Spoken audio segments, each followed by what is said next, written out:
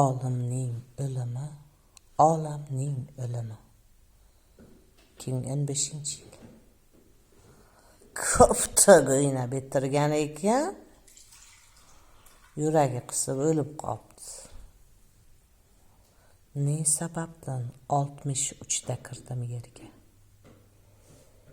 Nodonlardan qochib yer ostiga kirdim mana. 2005-yil. Ichki ishlar xodimlarining mening uyimga 2 nafar ichki ishlar xodimini bostirib kirib peshonamga qurol turishi. 2015-yil Buxoro viloyat prokuraturasiga chaqirtirilishim. Botir Halimov prokuror o'rtog'idan turibdi.